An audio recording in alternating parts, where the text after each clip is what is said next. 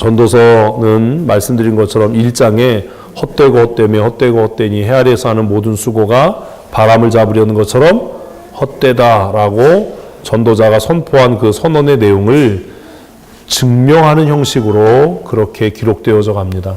그래서 전도자의 길을 자처한 솔로몬은 자신의 지혜, 권력, 그리고 지식 모든 것을 다 총망라하고 동원해서 인생을 살펴보고 연구했더니 결국 인생의 모든 수고가 어떻다고요? 헛되다라고 이야기합니다. 그리고 중요한 이야기를 해요. 우리가 지난주 중에 말씀을 보았는데 중요한 이야기 무엇을 하지요?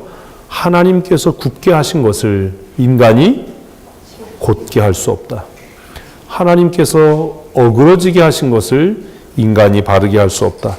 그러므로 우리가 이 허망한 인생, 헛된 인생, 짧은 인생을 살아가면서 가장 큰 은혜와 복을 누리는 것은 무엇인가를 바르게 하고 바르게 잡기 위해서 애쓰고 투쟁하는 삶이 아니라 어떤 삶이라고요?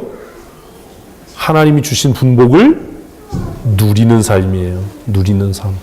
그래서 솔로몬이 뭐라고 이야기하냐면 많이 수고하고 얻었다고 해서 그게 전부가 아니라 그것을 누리지 못한다면 무슨 의미가 있겠는가? 무슨 의미가 있겠는가? 라고 탄식을 하죠.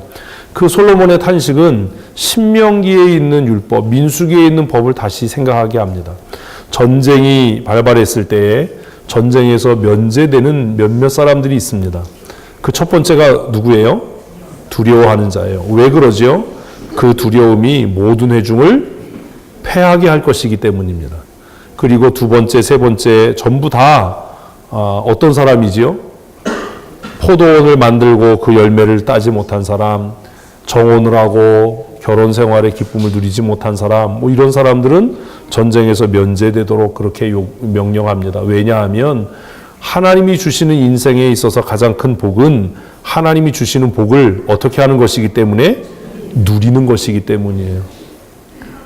여러분 성도로서의 특권을 누리십시오. 예배를 즐기셔야 돼요. 예배에 나와서 막 심각한 얼굴로 막 이렇게 있으면 그에게 있어서 예배는 은혜가 아니라 저주입니다. 그래서 인생에 있어서 가장 큰 복이 뭐라고요? 즐거운 거예요. 즐거운 거. 제가 어제 진중세례식 가서 그 얘기했거든요. 행복한 군인이 되라. 행복한 군인이 되라. 지금 행복하지 않은 사람은 언제도 행복하지 않다고요? 내일도 행복하지 않아요. 지금 행복해야 돼요. 지금 하나님이 주신 그 은혜로 뭐 할 수 있어야 된다고요? 행복할 수 있어야 돼요. 즐길 수 있어야 돼요. 누구 때문이 아니라 하나님으로 인해서 즐거워야 돼요. 옆에 불합리하고 부조리한 일이 많다 하더라도 하나님께서 내게 주신 은혜로 날마다 즐겁고 복된 삶을 사는 믿음의 사람들이 되십시오. 인상 쓰지 마세요. 예배를 어떻게 하자고요? 즐기셔야 돼요. 앞에서 찬송 인도하면 힘차게 찬송하십시오. 누군가 우리 회중을 대표해서 기도하면 함께 마음을 모아서 크게 아멘 하십시오. 예배를 즐기는 성도가 가장 행복한 성도입니다. 아멘. 아멘 하는 것도 즐기는 거예요. 축구나 이런 거 보면 왜 야구장 가는 게 그렇게 마음 설레는 일이냐 하면 야구장 가면 진짜 야구 경기를 하는 선수만이 아니라 스탠드에 있는 관중들이 뭐 하는 거죠? 함께 경기를 하는 거예요. 함께 경기를. 그 경기를 즐겨요. 근데 오늘 한국교회 예배가 문제가 뭐냐 하면 우리는 예배를 뭐 하지 못한다고요? 즐기질 못하는 거예요. 제가 벌써 몇 년 됐는데 새들백 교회 예배 참여해서 정말 충격받은 게 뭐냐 하면 그 사람들은 예배를 뭐 할 줄 알더라고요? 즐길 줄 알아요. 그래서 앞에서 찬양팀이 찬양하면 막 미친 듯이 춤도 추고 손뼉 치고 찬양하고 또 설교자가 말씀을 전하면서 우스갯소리 하면 같이 크게 웃어주고 깔깔거리고 웃어주고 또 하나님의 말씀을 약속의 말씀으로 선포하면 큰 소리로 아멘하기도 하고 은혜가 되면 뭐 손들어서 아멘하기도 하고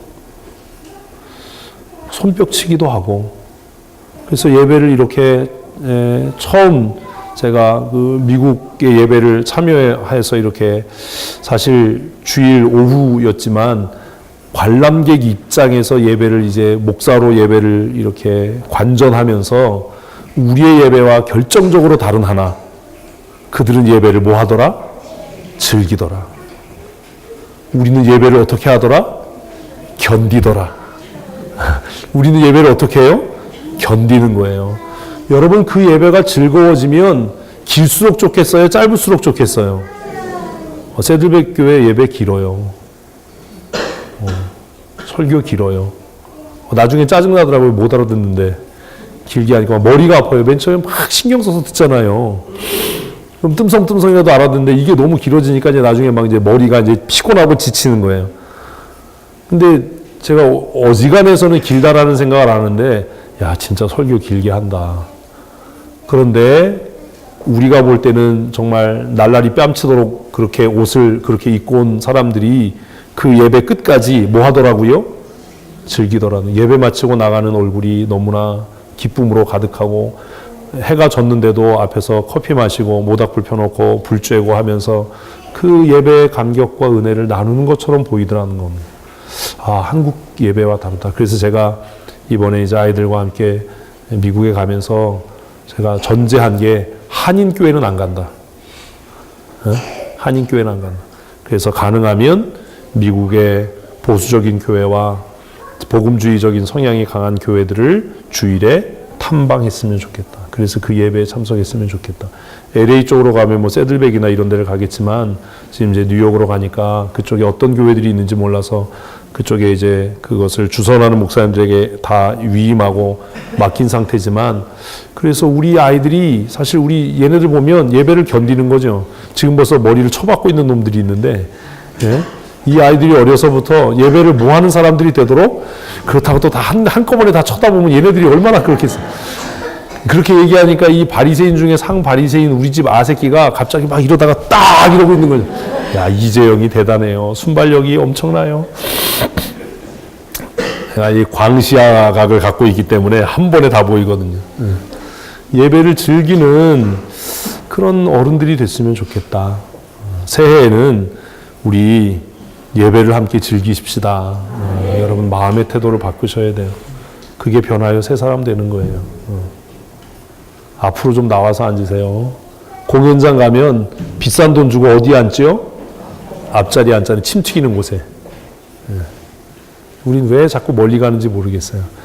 멀리 멀리 갔더니 그 다음 뭐예요? 처량하고 고나요예요. 예배가 즐거움이 될 수 있었으면 좋겠습니다. 얼굴을 좀 펴세요. 여기서 보면 심란해요. 여길 다 불을 꺼야 될 것 같아. 얼굴이 안 보이게. 전도서 9장 11절부터 18절까지 말씀을 우리 함께 보십시다. 11절 말씀 우리 함께 읽어보십시다. 내가 다시 헤아려서 보니 용사들이라고 전쟁에 승리하는 것이 아니며 지혜자들이라고 음식물을 얻는 것도 아니며 명철자들이라고 재물을 얻는 것도 아니며 지식인들이라고 은총을 입는 것도 아니니 이는 기회는 모두에게 임하며. 인생이 이렇다는 거예요. 우리는 빠르게 달리는 사람이 뭐 할 거라고요? 1등 할 거라고요.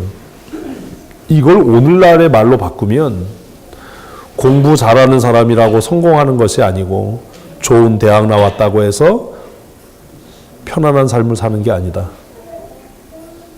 라는 이야기가 되는 겁니다. 빠른 경주자라고 해서 선착하는 것이 아니다. 승리자의 멸류관을 얻는 게 아니다.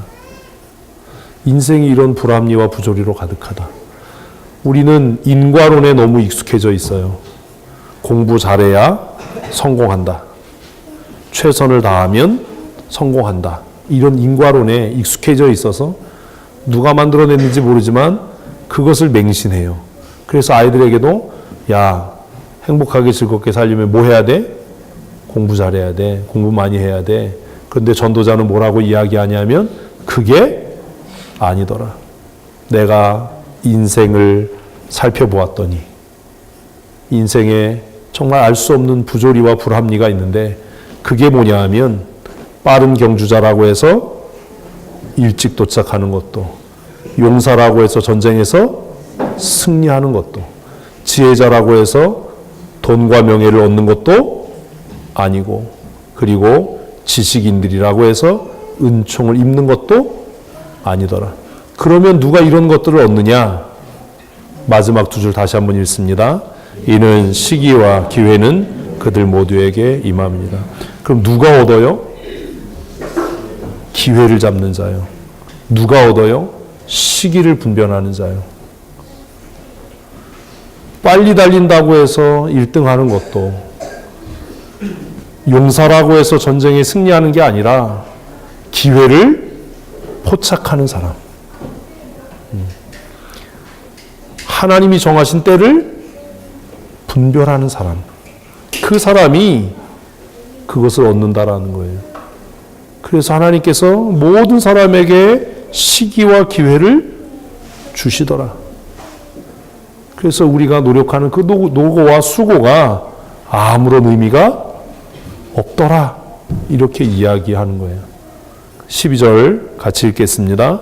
분명히 사람들은 자기의 시기도 알지 못하나니 물고기들이 재난의 그물에 걸리고 새들이 올무에 걸린 같이 인생들도 재앙의 날이 그들에게 호련히 임하면 거기에 걸리느니라.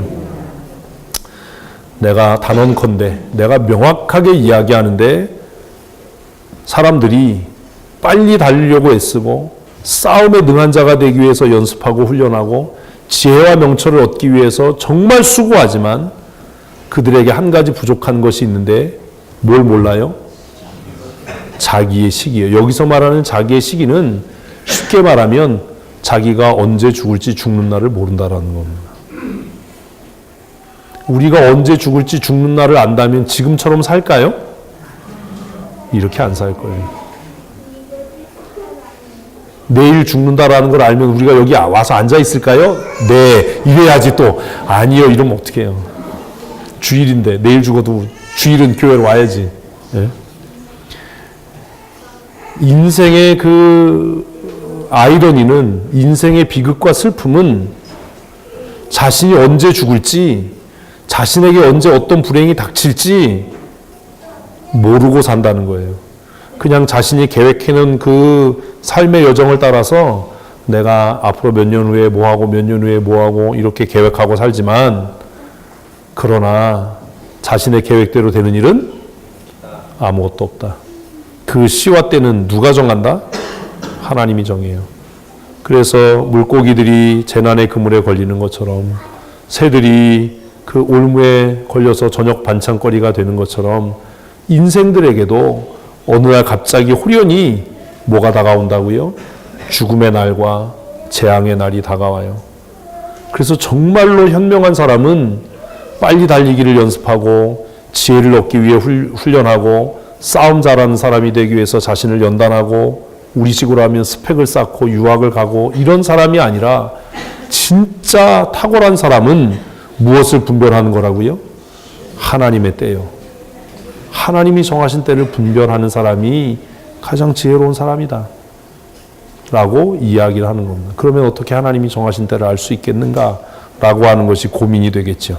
13절 읽습니다. 내가 또 해 아래서 지혜를 보고 내가 크게 여긴 것이 이러하니 곧 작고 인구가 많지 아니한 어떤 성읍에 큰 왕이 와서 그것을 에워싸고 큰 융벽을 쌓고 치고자 할 때에 그 성읍 가운데 가난한 지혜자가 있어서 그의 지혜로 그 성읍을 건진 것이라.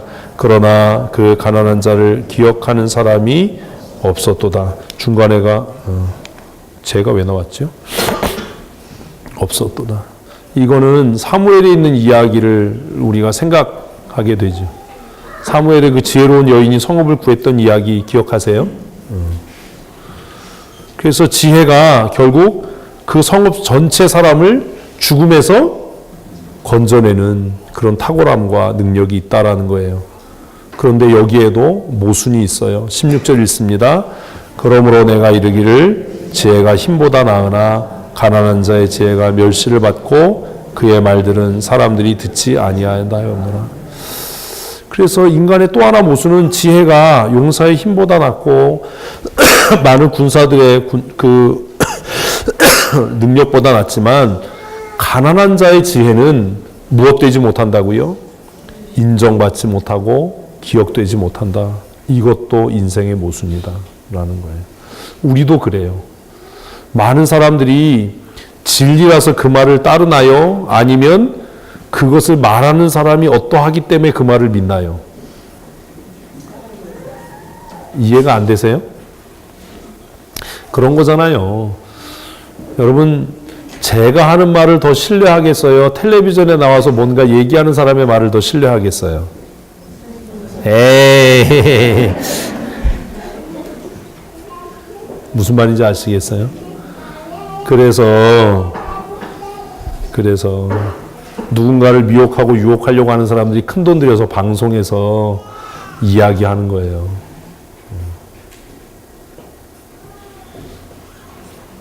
사람들은요, 자기가 듣고 싶은 것에 마음을 열어요. 진리를 향해 마음을 열지 않아요.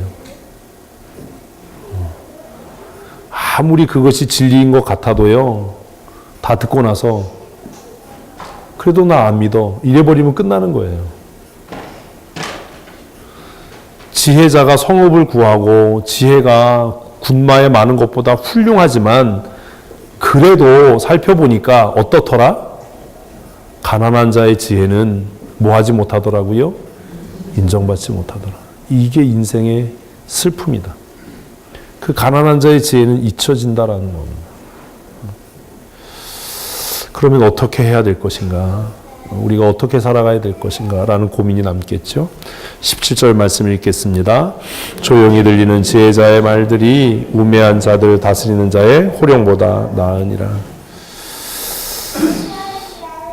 그래서 전도자는 하나님의 나라를 소망하는 사람들에게 무엇을 사모하라고요? 지혜를 사모하는 삶을 살아라. 크게 떠들어대는 사람들의 말에 귀 기울이지 말고 나지막하게 조용하게 들리는 지혜자의 말에 귀를 기울이는 것이 보다 나은 일이다. 이렇게 사는 사람이 없다라는 거예요. 그래서 그게 진리냐, 그게 지혜냐가 아니라 우리는 누가 이야기했느냐라는 것에 더 많은 관심을 가져요. 진리에 관심을 갖기보다 내가 듣고 싶은 이야기에 현혹이 돼요. 그래서 잠언은 뭐라고 이야기하냐면 남의 비밀을, 남의 험담을 이야기하는 것은 무엇과 같다고요? 별식과 같아서 깊은 곳으로 내려간다라고 이야기를 해요. 사람들은 지혜를 추구하는 것 같고 지혜를 원하는 것 같아 보이지만 결국 사람들은 무엇에 따라 움직여요? 자신의 욕망이요. 자신의 욕망. 그래서 그것들을 주의하라라는 겁니다. 조용히 들리는 지혜자의 말들이 우매한 자들을 다스리는 자의 호령보다 낫다. 이게 무슨 뜻이지요? 이걸 뒤집으면 그런 얘기도 돼요. 돼지목이 진주 목걸이 이런 얘기 아시죠? 그러니까 미련하고 우둔한 사람을 큰 소리로 야단치고 호통치는 것보다 알아들을 사람만 알아듣게 나지막한 소리로 지혜를 논하는 것이 훨씬 가치 있는 일이다. 참 고민되죠. 이렇게 되면 이제 이것을 교회나 우리가 사회에 적용하면 대중을 가르치는 것보다 소수의 엘리트를 양육하는 게 훨씬 낫다. 이런 얘기가 되거든요. 이걸 어떻게 할 거냐라는 고민도 생겨지는 겁니다. 목회를 하면서도 그런 고민을 합니다.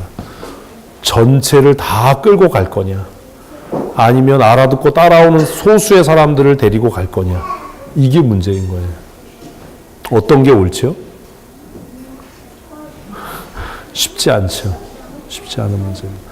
그러나 솔로몬은, 전도자는 우매한 사람들을 바로잡기 위해서 호령을 하고 소리를 지르고 호통치는 것보다 지혜를 추구하는, 지혜의 말에 귀를 기울이는 사람들을 조용한 말로 권면하고 타이르는 것이 훨씬 가치 있는 일이다. 뒤집어 얘기하면 호통치는 소리보다 지혜자의 조용한 소리에 귀를 기울여라 라고 권면하는 것으로 보여진다라는 겁니다. 그런데 이것도 헛된 거예요. 18절 보면 이 앞에 얘기를 한꺼번에 확 뒤집어 버리죠. 같이 읽습니다. 지혜가 무기보다 나으니라. 그러나 죄인 한 사람이 많은 선을 무너지게 하느니라. 지혜의 탁월하고 뛰어남은 쳐들어오는 많은 적군의 그 날카로운 무기보다 훨씬 더 강력해서 성읍 사람들을 다 건져낼 만한 그런 능력이 있습니다. 근데 문제가 뭐예요? 설령 그가 그 지혜로 성읍 전체를 구원하고 많은 사람들의 생명을 보존한다 하더라도 무엇이 우리를 망하게 한다고요? 한 사람의 죄요. 한 사람의 죄. 그래서 이게 참 고민인 거예요. 한 사람의 그 나태함과 게으름, 한 사람의 죄가 많은 선을 무너지게 하는. 그래서 뭐 경제 이론에도 그런 이론들이 있지만 교회도 마찬가지예요. 아무리 다른 부분에 뚝을 높이 쌓아 올려도 물은 가장 낮은 부분으로 빠져나가요. 아무리 다른 영역을 견고하게 쌓아도 그 쌓아둔 물은 가장 낮은 곳을 향해 다 빠져나가기 마련입니다. 그러면 어떻게 할 것인가? 그래서 지금 전도자가 오늘 본문을 통해서 우리에게 경고하는 이야기가 뭐예요? 뭔 얘기하고 싶은 거예요? 막 이렇게 막 왔다 갔다 막 정신없는 이야기를 막 하는 것 같은데 도대체 무슨 얘기를 하고 싶은 겁니까? 솔로몬은. 예? 뭐 하라는 것 같으세요?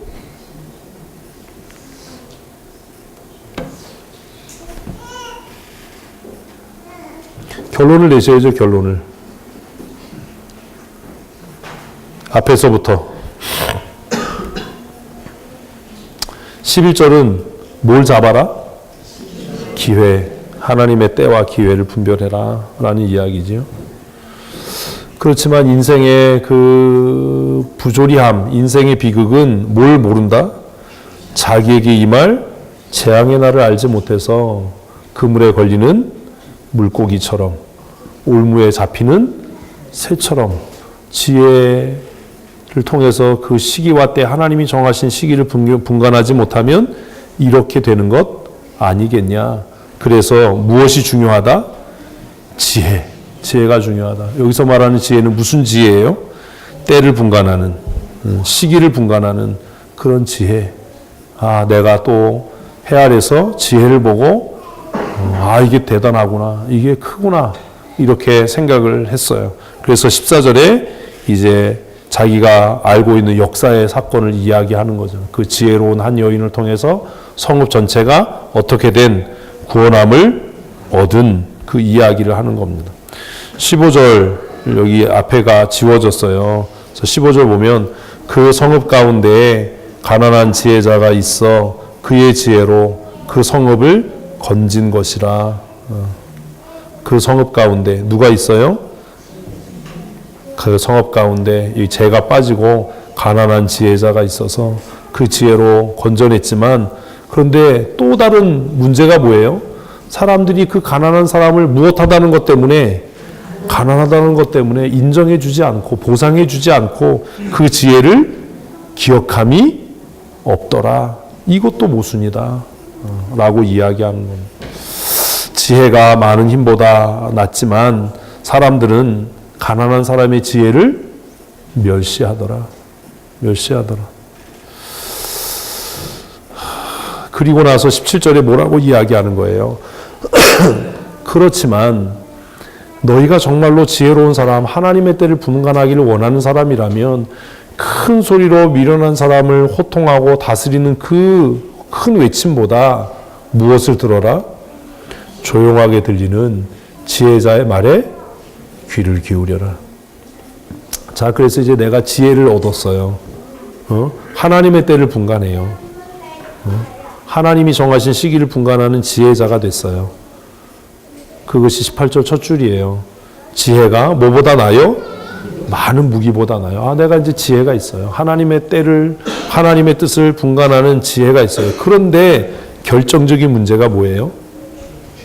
내 안에 있는 단 하나의 죄가 그 모든 것을 다 무너뜨려요. 그러면 어떻게 해야 되겠어요, 이제? 지혜도 얻어야 하지만 그 삶 전체를 무너뜨리는 무엇의 문제? 죄의 문제를 고민해야 된다는 거예요. 인생을 허무하게 흑암 가운데로 돌아가게 하는 것은 무엇이다? 별것 아닌 것 같아 보이는 우리의 죄가 우리의 인생을 허무하게 끝나게 할 것이다 라는 거예요. 교회 공동체도 마찬가지입니다. 우리가 기도하고 전도하고 뭐 이렇게 해도 별것 아닌 것 같은 한 사람의 그 불순종과 게으름과 나태함이 모든 사람의 수고와 모든 사람의 선을 무너지게 하는 겁니다. 그래서 교회 지도자들에게, 교회 직원된 사람들에게 성경은 끊임없이 모든 믿는 자들에게 본이 되라 라고 이야기하는 겁니다. 한 주간 이제 우리 또 살아가면서 다음 주일은 성탄주일이고 마지막 주일인데 한 주간을 살아가면서 하나님 나에게 하나님이 정하신 때와 시기를 분간하는 지혜를 주시옵소서. 빨리 달리려고 하지 말고 잘 싸우는 자가, 유능한 자가 되려고 할 것이 아니라 하나님이 정하신 때가 무엇인지, 하나님이 정하신 시기가 무엇인지를 깨달아 아는 지혜를 하나님 내게 주십시오. 또 누가 이야기했느냐가 아니라 그가 이야기하는 말이 진리에 관한 이야기인지를 깨닫는 지혜도 주십시오. 무슨 얘기인지 아시죠? 가난한 자가 한 지혜로운 이야기를 멸시하는 어리석은 죄를 범하지 않도록.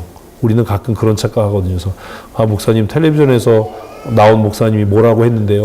텔레비전에 나온 사람이 뭐라고 했느냐가 중요한 게 아니라니까요. 진리가 아닌 건 텔레비전에서 나와서 뭐라고 했든지 말든지 진리가 아닌 거예요. 우리는 그걸 분간을 못해요. 그런 분별력을 내게 주십시오. 그리고 마지막으로 하나 더 기도할 것은 18절 말씀이죠. 그러나 하나님, 내 작은 죄가 내 삶 전체를 어떻게 하지 않도록?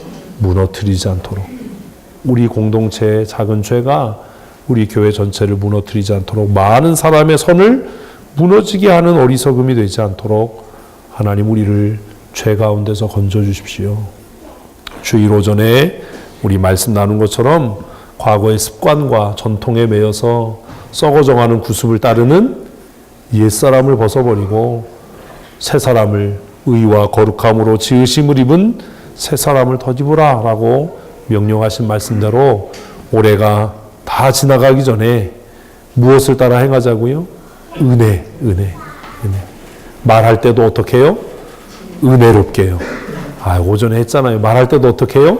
은혜롭게 해요. 행동할 때도 은혜롭게 해요. 그런 성도들이 되셨으면 좋겠습니다. 우리 옆에 분과 인사하십시다. 사랑하고 축복합니다. 다시 앞뒤 분에게 인사하십시다. 변하여 새 사람 되십시다. 아멘. 오늘 우리 최명호 장로님께서 청년들을 집으로 초대하셔서 제가 긍휼과 자비를 베풀어서 뭐 맛있는 걸 많이 시켰대요. 맛있는 거 많이 먹으라고. 아저씨가 문 밖에서 기다리는 일이 없도록 하기 위해서 짧게 정리를 했습니다. 우리 이경화 권사님은 손님이 와서 밤 늦게까지 머무는 걸 별로 좋아하지 않아요. 제 이경화 권사님의 그 더러운 성격을 알기 때문에 빨리 끝내서 우리 청년들이 빨리 먹고 집으로 빨리 돌아갈 수 있도록. 지난주에 청년들이 우리 장로님 댁에 가려고 그랬는데 준비가 안 돼서 오지 말라고 그랬대요. 그래서 이번 주에 초청을 했습니다. 7시도 안 되는데 끝나는 이런 기적 같은 일이 생기는 거예요. 야식이 드시고 싶으신 분들은 베르디움으로 가지 마시고 현진 에버빌 3차로 가시면 오늘 청년들과 함께 제가 뭐뭐 시켰는지 아니까 맛있게 드실 수 있을 겁니다.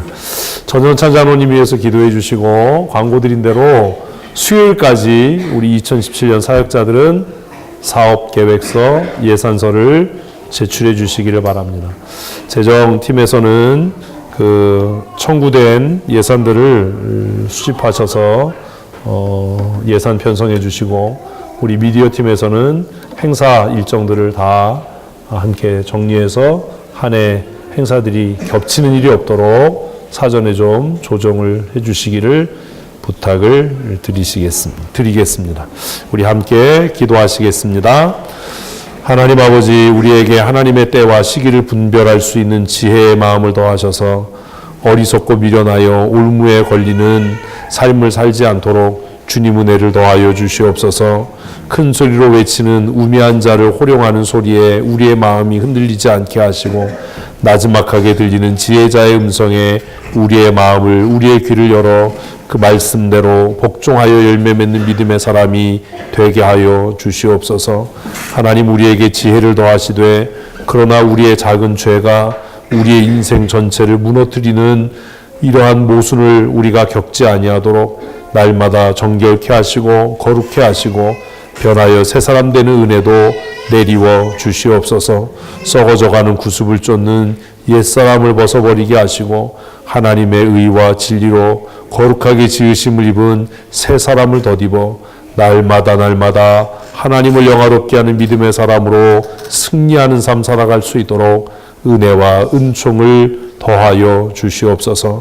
한 주간 살아가면서 선포된 말씀을 다시 한번 되새기며 그 말씀을 따라 부르심에 합당한 삶 살게 하시고 2017년 새해에는 하나님을 영화롭게 하는 거룩한 하나님의 사람으로 권세 있고 능력 있는 삶 살게 하여 주시옵소서. 교회의 머리 되신 우리 구주 예수 그리스도의 크신 은혜와 아버지 하나님의 크고 놀라우신 사랑하심과 성령 하나님의 감동하시며 교통하시고 날마다 진리의 말씀으로 충만케 하셔서 변하여 새 사람 되게 하시는 그 크신 은혜의 역사하심이 오늘 주 앞에 나와 예배하고 각자의 삶의 자리로 돌아가는 사랑하는 성도들 머리머리 위에와 아버지 하나님께서 그리스도의 핏값으로 세우신 우리 사랑하는 춘천 성도교회 위에 영원토록 함께 있을지어다. 아멘.